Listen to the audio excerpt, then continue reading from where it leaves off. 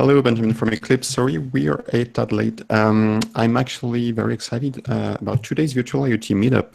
The open source community around IoT is huge, as you may know. There's lots of stuff going on in basically every open source foundation out there. Lots of activity in different communities, and today we're going to learn more about what's going on at the Open Connectivity Foundation, more specifically what's the scope and what happens in the IoTivity project. So we're very glad to have Sanjeev from Samsung to tell us all about the project and also give us, I think, a few hints as to how to actually get started. We already have 20 plus viewers. That's great.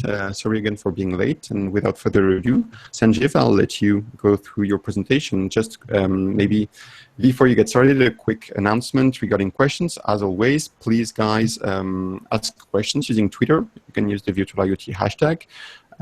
Using meetup.com is also fine. You can comment there or comment on the YouTube video, whatever floats your boat. And yeah, without further ado, Sanjeev, go ahead. Hello, everyone. My name is Sanjeev. I'm from Samsung Electronics. I work for the open source group. So happy to have you all as part of this meetup video conference. So let me start with the slides today. Okay.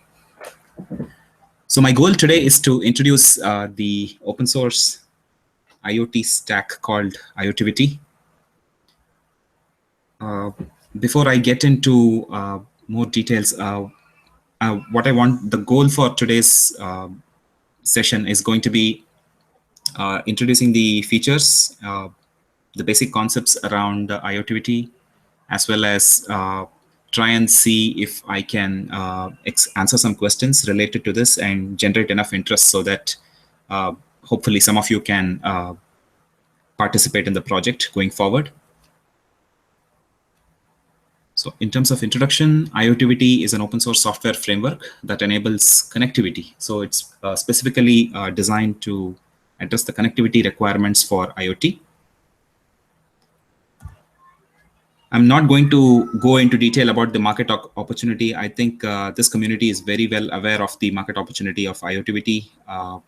Literally every metric from every major analytics firm has given pretty large numbers and estimates in terms of the market opportunity. But what we are looking at is there is a huge option in terms of IoT stacks that can be adopted for different industry verticals. And as per the hype cycle, IoTivity is actually quite well and truly into the maturing stage. So that's sort of the context in which I'm going to talk today. Oh, and by the way, if you have any questions in the middle, please feel free to interrupt me so that we can easily address the question and then move forward. So the problem of vertical silos is well known. This basically hinders innovation. Typically, we have software vendors and software companies providing siloed solutions that are tailored to their business and market requirements. So there is a need for a common platform that can enable cross-domain interoperability. So this is kind of the problem that OCF and IoTivity are trying to address. So in terms of the features that are needed to address this problem, there is like the discovery of devices, how to address the devices, the basic messaging, and security. These are the four major features expected of any common platform. In addition to that, there are also other things like services and grouping of things, how to address things, having smart services that address multiple things at the same time, cloud connectivity. Those are all additional things, but at the minimum, we need at least a basic set of services provided by the common platform. In terms of developer opportunity, I got this metric from one of the presentations in the Open IoT Summit earlier this year. So we have a huge developer base of web developers as well as mobile developers. And embedded developers are actually a tiny minority compared to the other two demographics. So that is on one side. And on the other side, we have like startup investments going up in IoT. In fact, the number of application developers focusing on IoT related software solutions is actually increasing. And there is no single silver bullet or single software stack that is going to address or bridge the needs between the requirements in the market and the developer community. So OCF and IoTivity is one part of the story as well. So these 4 slides basically give kind of the context in which I'm speaking today. So a brief introduction about what OCF is and what IoTivity is. OCF is basically the abbreviation for Open Connectivity Foundation. It was founded in 2014 by a group of member companies. It has a well-structured organization and different working groups who focus on different areas, specific areas. For example, the core technology working group focuses on specifications. There is a certification working group which specifically works on the certification requirements for devices. There is an open source working group which basically drives the requirements for the open source implementation of the specification provided by the OCF. In addition to that, we also have other working groups which support us in terms of evangelism, marketing, strategy, and other details. So it's kind of a governance structure that is actually working in sync with an open source project, which is also funded by OCF. It's called IoTivity, which is what I will be talking about today. The important thing to remember here is it's not a unidirectional control flow wherein somebody creates a spec and the open source follows it. Sometimes it so happens that the open source, we have the freedom to explore certain solutions, and that goes back in as a feedback to the certification as well. So it's kind of a feedback cycle, so to say. So that's how the organization is set. So that's kind of the very brief introduction about OCF and IoTivity. I will move on to the briefly look at the members. We have around 195 members. Some of the top software and services companies are part of OCF. There are different levels of membership. I will not get into this today, but the fact to remember is it's a growing organization which is getting a lot of industry backing, and very soon we expect to see more and more people adopt this in real products as well. In terms of the progress of the open source project itself, it was formed as the Open Interconnect Consortium. That was the first name of this effort. It started way back in 2014. The IoTivity project was also launched in parallel with the Open Interconnect Consortium. We had our first demo in the CES 2015. And then the first specification was released around mid-2015, following which the IoTivity development and release continued to happen through 2015. Again, we had an interoperability demo in CES. And as of this year's CES, 2016 CES, Microsoft, Qualcomm, and Electrolux also joined the OCF. And the OIC was formally renamed to Open Connectivity Foundation. And now we are working towards the first unified spec for OCF in addition to the open source code. That's kind of the nutshell of the progress of the consortium as well as the open source project so far. Okay, in terms of a very broad architectural framework, we can see that the open source itself is transport agnostic. So it can support a multitude of different layer 2 transports, Bluetooth, low energy, Wi-Fi, all are supported. So the core of the open source framework is actually multiple functionalities. This is a functional block diagram. So it provides discovery, which basically means that using the stack, devices will be able to discover other devices which support, which are compliant with the same protocol. And there is basic messaging. There is also device management and data management features. And on top of these basic common features, we have a concept of profiles, which is created to address specific market requirements, so industry vertical requirements. That's kind of the setup. So how is this going to develop and evolve over a period of time? What we intend to do is to first start with device-to-device communication, which is basically the smart home and healthcare kind of markets, the small devices market. Enable seamless communication between the devices, irrespective of what kind of connectivity mechanisms they offer. So in order to facilitate this, we have a few building blocks that enable this communication. The building blocks are listed here. If you can see, the most important ones are basically discovery, messaging. I will get into details about how the protocol works in later slides, but this kind of gives an overview of how IoTVT plans to move ahead in terms of expansion into other domains.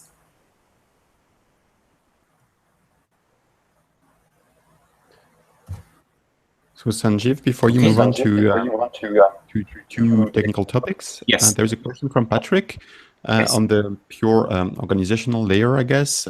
Is there any collaboration work going on between OCF and, for example, the Industrial Internet Consortium? Oh, absolutely. Okay, so I do have a slide about that. Maybe I should just bring it up. Can we get to the slide? Okay, to shortly answer the question, OCF does liaison agreements with other consortiums. So we don't try to recreate all the standards in all the industry domains. Where it makes sense, we do establish liaisons, and we, as part of the liaison efforts, we create the recommended practices for interoperability between these two domains. So IIC is, I think it's definitely one of the liaison organizations with which we have a liaison agreement. So there is a slide that explains all the organizations with which we have a liaison agreement. I'll get to that towards the later part of the presentation. Is that okay? I'm sure this is okay, and that gives Patrick one more reason to stay for the rest of the presentation. Go ahead. Okay. Okay, now let's get to the internals, a little bit of internals about what makes up the IoTVT stack itself. As you can see, there are 4 distinct layers. The connectivity layer is basically provided mostly by the operating system itself. For example, in the case of Linux, it will be a typical BlueZ stack or the IPv6 stack that comes as part of the operating system itself. On top of this, we build a base layer, which is essential to actually make the devices talk to each other. So if you see this, there is a connectivity abstraction layer here in the gray area. So this enables the abstraction of different types of connectivity and exposes a single unified API to the applications. So that's kind of the role of the base layer. In addition to that, there is a discovery module. The discovery in OCF in IoTVT currently happens through multicast DNS. So a device comes up, and it sends a multicast request to discover all the devices in the proximity network, gets the responses from the devices which respond, and then basically it's a RESTful operation, which we will look at later. But the base layer provides the bare minimum common framework that is required for all devices to actually get into the network and talk to other devices. On top of this, we have the resource model, which is independent of any sort of communication. So any sort of communication or the the connectivity abstraction layer. So this is purely to model the resource or device that you're trying to connect to the IoT network. So if you broadly looking at it, I mean, this is kind of a data model and schema domain, and it's not related to any specific transport. And the format that we follow here is typically a RAML and JSON combination. The different, so there is a detailed slide later explaining how to actually model this resource. And this definition becomes the payload that actually gets transmitted across multiple devices. So by having this data model definition, it is easier for us to, for example, go forward in terms of semantic interoperability with other data models which are also available, other organizations which come up with similar models. So Microsoft is doing quite a bit of work in this domain. They have an open GitHub project called the Open Things to Things Framework. In fact, even within IETF, this is actually quite a hotly discussed topic of how to bridge between the different data models provided by different organizations, open data models. So that's kind of the resource model layer. And on top of that, there are obviously services. This is the playground for application developers and people who are trying to adopt the IoTVT adopters. So this is a place where they tend to aggregate data in some format or group things together, or create a notification service based on the underlying facilities provided by the base layer API, or maybe do things like handling sleepy nodes. For example, very resource constrained devices and low power devices have to go to sleep after advertising their presence.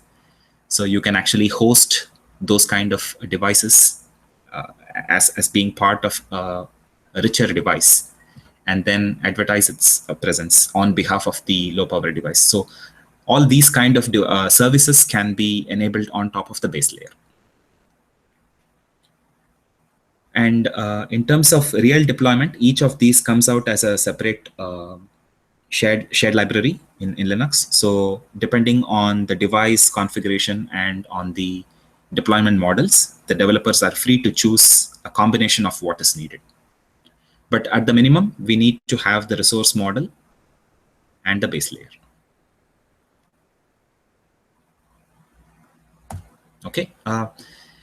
We do have platform support. It's quite important. We are constantly trying to make IoTVT available across a multitude of operating systems and hardware device platforms. The last that I knew of, we do most of our development in Linux, so that becomes the primary target. In addition to that, we have Android support through a JNI layer.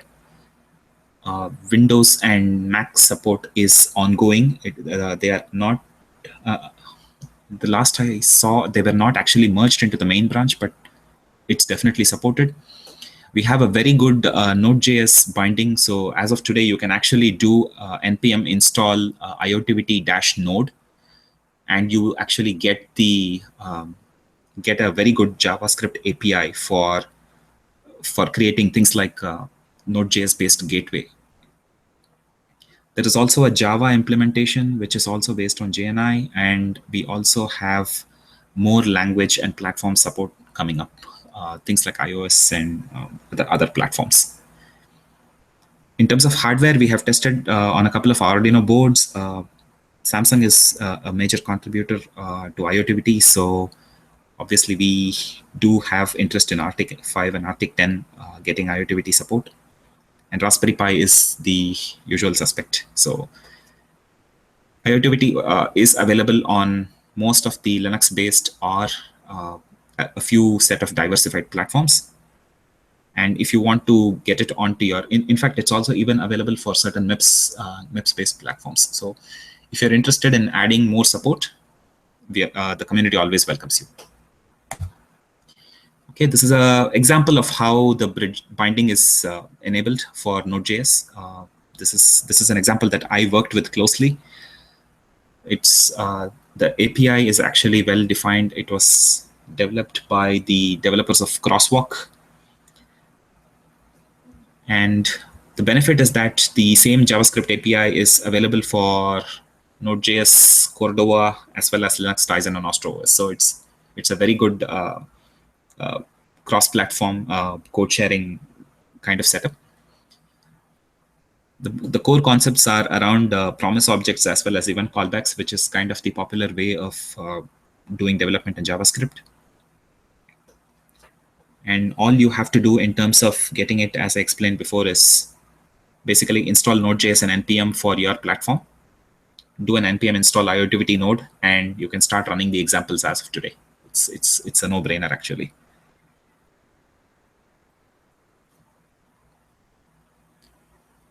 There are no further questions. I'll move on. Okay, so now we saw a brief overview of what happened, what makes IOTVT. Now I want to get into a little bit of details of how the internals work. So IOTVT is based on the concept of RESTful architecture. So typically, just the way W3C World Wide Web is organized, there are devices in the IOTVT network which host resources. These resources have resource types and resource attributes. Those define what are the different features of the particular resource. And then there are certain interfaces defined to interact with those devices. The interfaces define what kind of functions and operations are allowed on that particular resource. The concept is pretty similar to what W3C does. So to simplify this understanding, I created one more slide that explains what makes up a resource. So resources are identified by URI. So for example, I could define a resource using something like a my IoT device / temperature. This could be a resource. And the whole resource model definition is in the form of a key value pair, a JSON that contains key value pairs. The next one would be the property, and each resource has a resource type and interface type. These are actually OIC standardized resource types and interface types. In addition to that, device makers can also introduce their own custom resource types. The only restriction would be you will have to adhere to the norms specified by the recommendations of the OCF, but the nomenclature that is normally followed, and there should be no name clashes. Those are kind of the broad guidelines.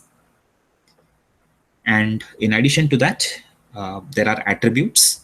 The attributes basically define what are the different properties of the particular resource, and then what is the access level for each resource. So this table should give you an idea of how a resource is actually modeled. What I did was also create an example of a resource representation of how it looks.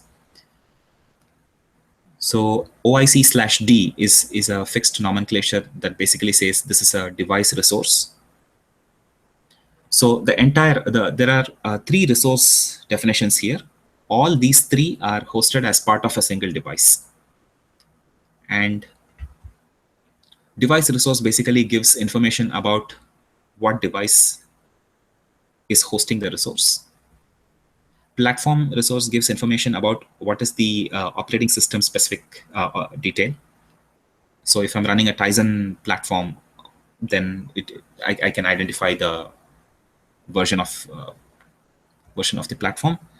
And on top of that, we have functional resources, which are basically the things that I want to control through the IoT protocol.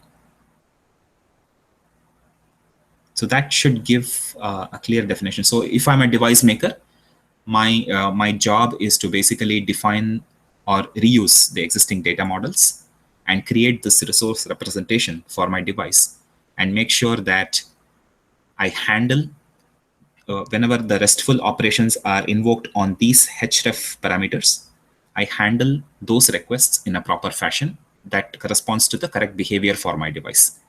That's the overall concept. So there is a question from Yaima on the data models. So the question Sure. is, since there aren't devices using IoTVT right now, where can we find a good device representation for development? I guess the point of the question is, are there any existing devices that are more than just a light bulb that you can switch on or off? And are there more complex representations available out there? Sure. Okay. So the very next slide is about that. Excellent. So OCF publishes a huge set of resources and data models through the website called oneiota.org. And you can actually see all the certified data models which are approved by the Open Connectivity Foundation. These are actually going to drive the certification of products. So these are actually requirements that have come from OCF members and have gone through the standardization process and have been approved to be part of the standard itself. So these are real world examples. And in terms of real devices, yes, I have to agree there are none, because the certification is in progress. The development of the certification process is in progress. Once we expect it to be complete sometime this year. So once the certification process is in place, then people will start bringing in their devices and getting it certified. Then you can. But as of today, the reference hardware that I explained, they're all completely capable of hosting this. So you can buy any off-the-shelf Raspberry Pi or any open hardware device, and you're free to experiment. Okay, good. And speaking of specification and certification, but feel free to defer the question to further slides. Around security, how about DTLS support? How many iterations before we can get the final specs? Are there any secured examples? Is another question from Yaima. Yes, there is a bunch of slides on security coming up. So I would like to. Sounds good. Okay. All right. So as I explained, the basic operations supported by IoTVT are CRUD-N: create, read, update, delete, plus a notification mechanism. So basically, it's a client-server concept. The server comes up and hosts a resource. The client basically queries for the resource, either using a specific filter on the URI parameter or without parameter, which basically means get me all the resources in this network. And once the resources are identified through the addressing, the client goes ahead and starts manipulating the resources using RESTful mechanisms. It's quite familiar to everyone, I think. So move on. This is a slide on CoAP. I think everybody here is familiar with CoAP, so I think I can simply skip this. But the important point I want to mention here is CoAP is only one of the protocols that is initially considered by IoTVT. There is nothing technically that stops the data model representation to be running on top of something like MQTT, for example. So that separation has to be well understood understood. So there is no tight coupling between the data model representation and CoAP itself.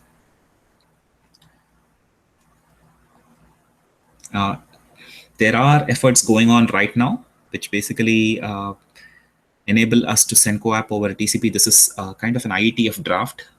So this is something that we are experimenting right now. CoAP payloads over 802.15.4 transports is in relation to thread, which I will explain how it's going to work going forward. Okay, so I'll quickly run through some code examples of how the client and server look like.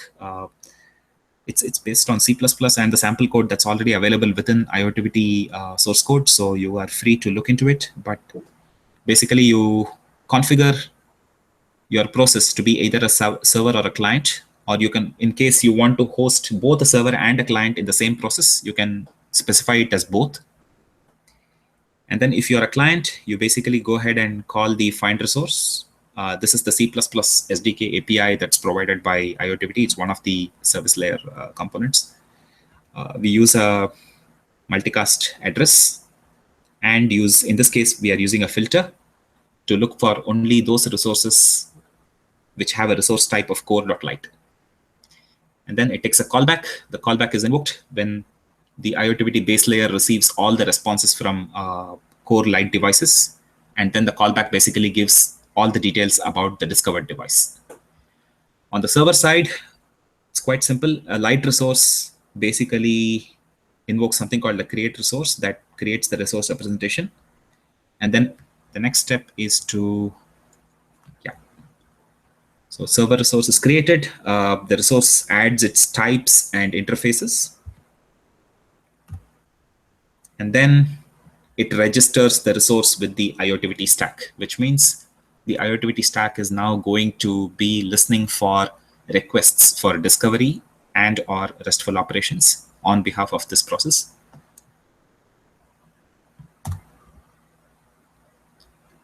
And when a request comes in, the developer of the server is expected to write an entity handler, which basically defines how the request is going to be handled.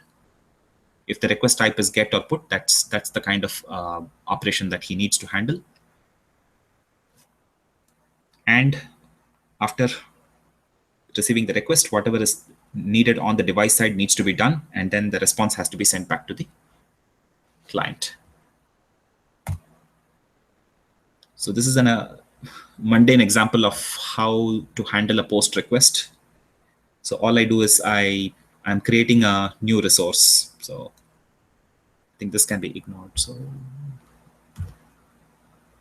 okay, so in addition to CRUD, there is also, as I mentioned, there is an observe notify mechanism.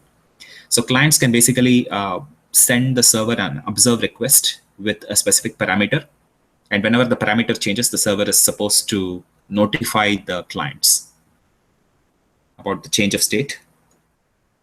So this is how the server does that. Basically, we maintain a list of observers, get their handle, and send the resource representation to the clients. On the client side, the process is quite simple. We register as a client, we find the resource, and we do get post operations. So get basically looks like on the resource, we do a get, and we give a callback. So when the 200 OK response for the get request comes back, the callback is invoked, and we get the values of the particular property that we queried for. And similarly, for observe, we have a similar API. So fairly straightforward API. There is nothing complicated here. Basically, make a request and handle an asynchronous callback.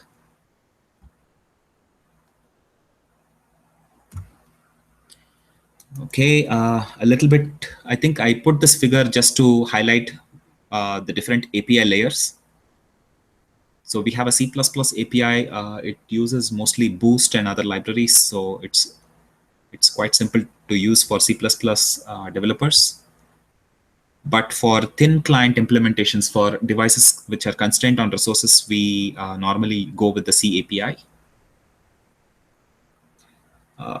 This is mentions as JSON encoder decoder, but we also have a CBOR encoder decoder now.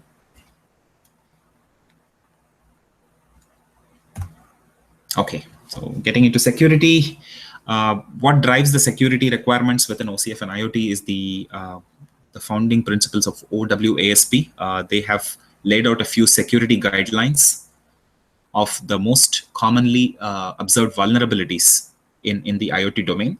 So that was kind of the guiding principle for arriving at the security requirements for OCF and IoTBT. Well, in terms of spec, we have a well-defined security spec, but in terms of implementation, we are still trying to address more and more areas which are covered by the spec. So that's kind of an ongoing activity. Security never gets done in one shot. So in terms of authentication, during the device discovery. Okay, so before I go ahead, what I want to stress is security itself is implemented as a resource. So when you create a server resource, you can also specify that it is a secure resource, and the security itself is modeled as a specific OIC resource. So this is an example of a device without a UI trying to be trying to get into the IoT network. So in the secure mode. So there are a couple of steps to be followed in this case. What basically happens is the device is a secure device. So it starts advertising, it starts hosting a resource called the OCF SEC DOXM, and also gives the parameter that the ownership is not yet done. So this means the device has just come on the network and it's not yet owned. The ownership is not set yet. So during the discovery process, the onboarding tool will be able to discover such resources, and then it will be able to send a request to that device to set the device UUID. So that will be done by the onboarding device. And what happens is, well, in this case, it's a random pin device. So the bulb is not the right example. It's typically a television set. So you get a new television on the network, and then the television starts showing a random pin that is generated by itself. And through the onboarding tool, you can actually enter the pin. And once that is done, the onboarding process is complete. So this is one of the methods of onboarding a device that is supported by IoTivity. In addition, we also have a method for JustWorks. This is for devices which don't have a UI. And we also have an onboarding mechanism for using asymmetric keys. So asymmetric key mechanism involves certificates that have to be signed by the manufacturer, and OCF will also be involved in the certification process. So that's a pretty detailed flow. I would recommend to see a detailed session on OCF security itself, which covers this in greater detail. I can provide the link for that. But what I want to stress here is basically onboarding is one of the aspects of getting the devices onto the network and transferring the keys in a secure manner to them. That's the first step. In addition to that, the next step is to provision the devices itself. So the DTLS, yeah, as somebody asked the question already, DTLS is basically used to set up the secure channel between the two devices. And on top of DTLS, we have the access control ACI access control list, which basically defines who gets to access and read or write properties of that device. So that's kind of a separated process from establishing the secure channel.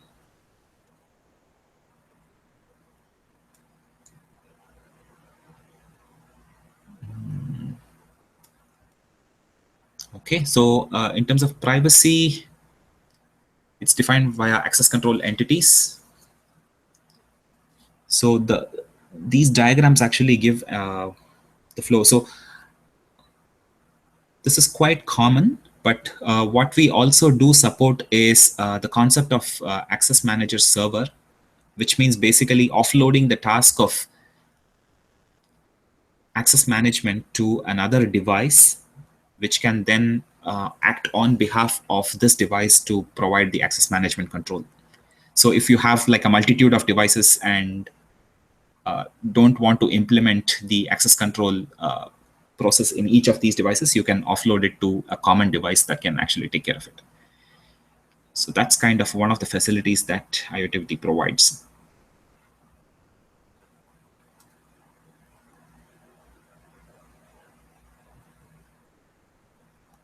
Okay, so that, well, this in itself is another detailed topic, but I think it kind of gives you a gist of what are the things that are actually considered as part of the security mechanism, security and privacy mechanisms in IoTivity.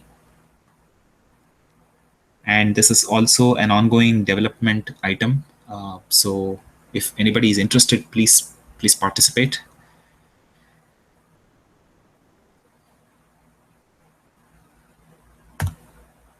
Okay, so coming to the liaison question, I think this slide must have been in the beginning.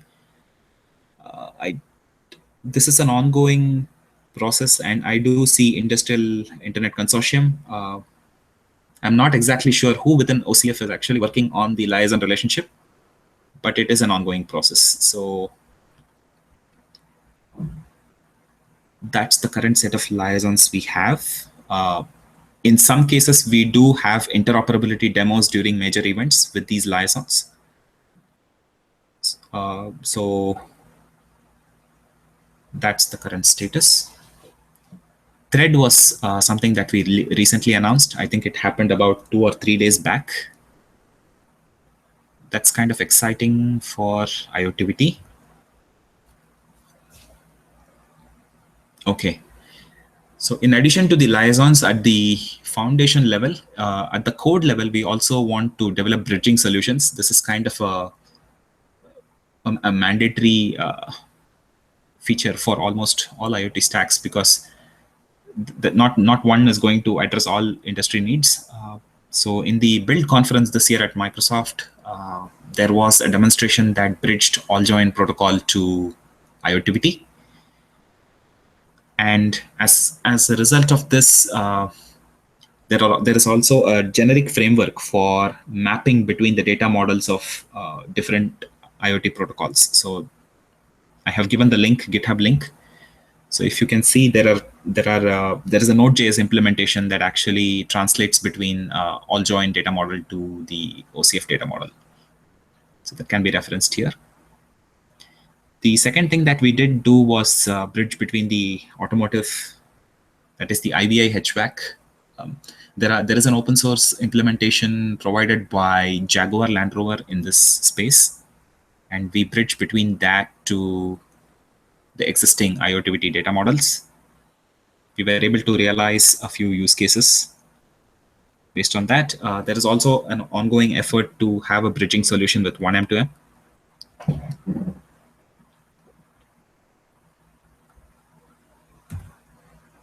Okay, in the case of Thread, this is one example of a bridging example. So what we can see is that the data model can be applied as an application layer to the Thread stack.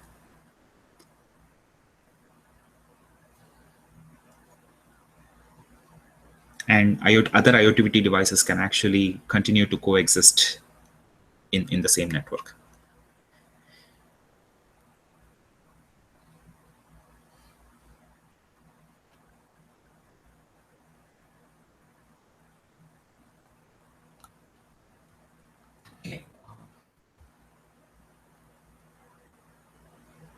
Are there any questions so far?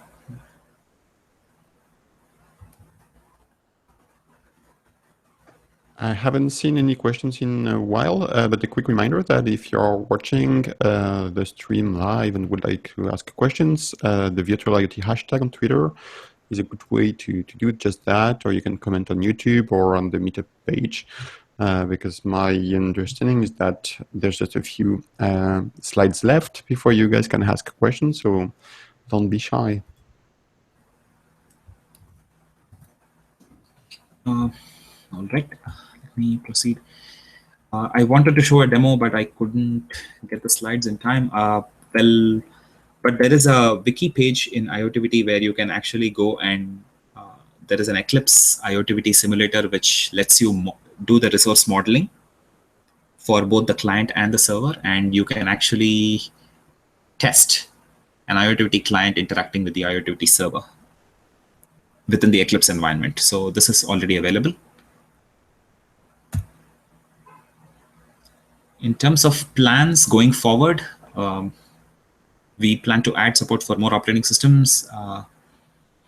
There is cloud support coming up. CoAP over TCP enables light devices to directly communicate with cloud services. Node.js support will be implemented. It will be improved. There's going to be expansion into industrial domain as well as healthcare and automotive domains. We also want to expand our developer community and ecosystem. So those are kind of the broad action items that's coming up within IoTVT. So I would like to have a call for participation from the attendees here.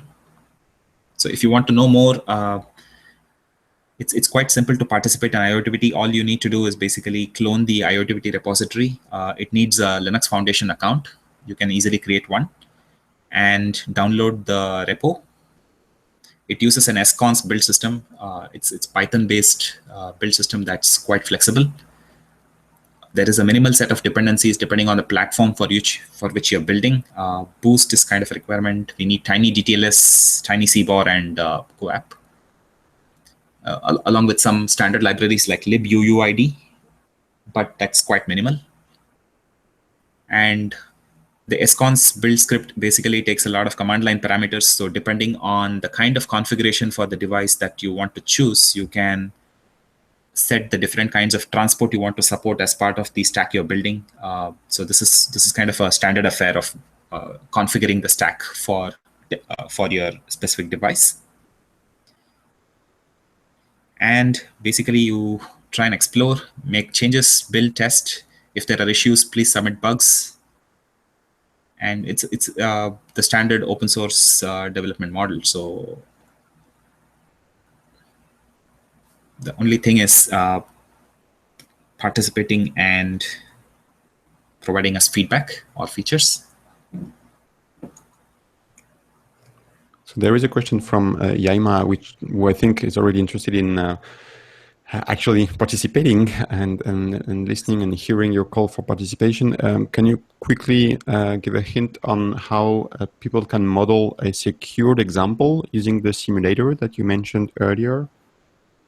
Okay, I should have probably prepared. So let me... Maybe just, I mean, what would be the best channel to ask this question? Otherwise, like the mailing list, I guess, would be... Yeah, the IRC channel is, I mean, somebody should be able to help you there immediately, but to create the secure resource, it's not too complicated. I mean, it depends on what security model you want to deploy. That's number one.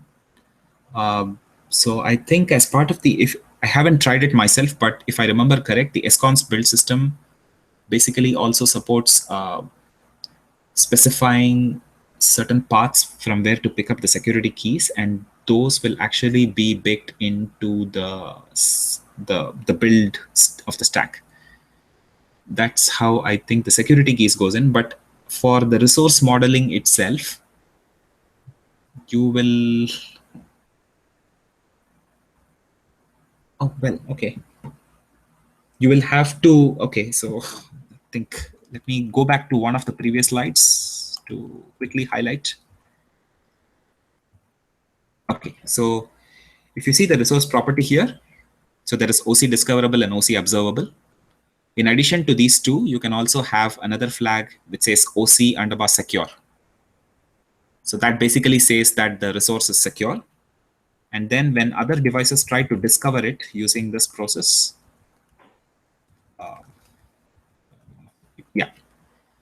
the device will not show up because it's now a secure resource. And somebody has to basically do the onboarding process to discover the secure resource as per the OCF specification, which is discover this, and then set the ownership, and then transfer the credentials, set up the secure channel. The security flow has to kick in. So that would be the kind of way to go. So it depends on which method you are planning to use and how you plan to distribute the certificate. A lot of things, but you can actually discuss this in the IRC channel. I think that's the best place to talk about this.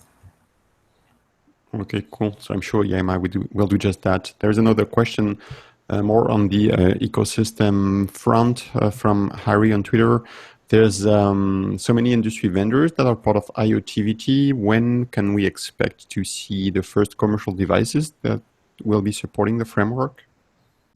Okay. I'm not the best person to answer the question because it's driven by the business entities within these organizations. And unfortunately, I don't get to work with them or share the plans. We hope that once the certification program is in place, and well, okay, at least in terms of ecosystem buildup, we do have periodic plug fest events where we invite OCF members to bring in their devices and check against the certification test tool. So the certification test tool is available for OCF members. I think the basic membership of OCF was recently made free. So organizations are actually free to join OCF, and you have access to the test tool. So if you experiment with IoTVT in one of your devices, you can actually use the test tool and see if your device complies, and then bring it to the Plugfest. Make sure that your device is, it passes all the certification requirements. So that's one way to drive it from your side. But in terms of adoption from other companies and in terms of real devices appearing in the market, I think it's partly a chicken and egg problem, partly a marketing issue, partly driven by business. So it's, but I'm basically optimistic. I mean, that's the best answer I can give. Okay, thank you.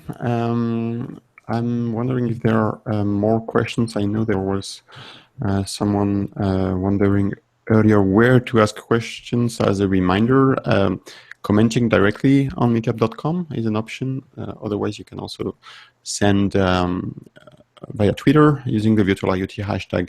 But in any case, I think we are slowly reaching the end of the hour. It was a very informative session. Thank you so much, Sanjeev. I think, yeah, unless there's more questions, we will be wrapping up the following and the next upcoming meetups and webinars are not scheduled just yet, but I think in September we will be back with more of a focus on Eclipse IoT. It's been a while since we've been covering some of our projects at Eclipse.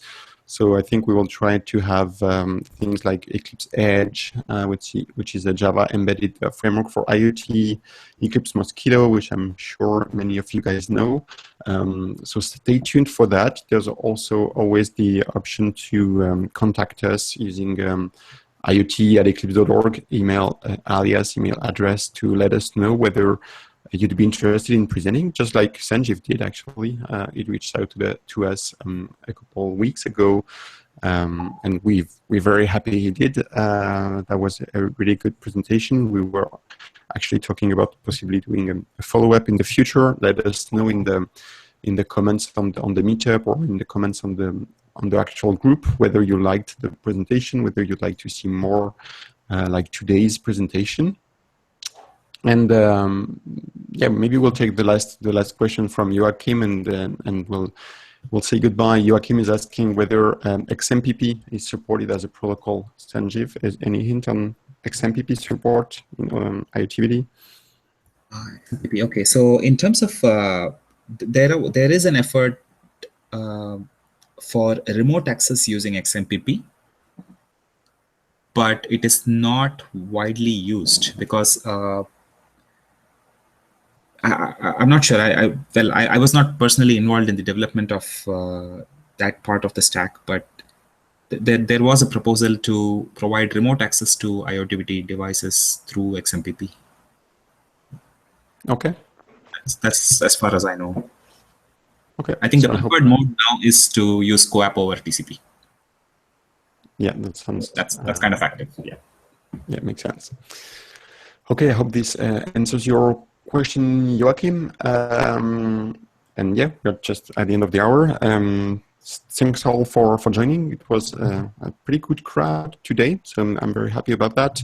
Enjoy your holidays for those who will be taking holidays. Don't play too much Pokemon Go and all that stuff. We'll be back in September. Bye, everyone. Take care. Thank you.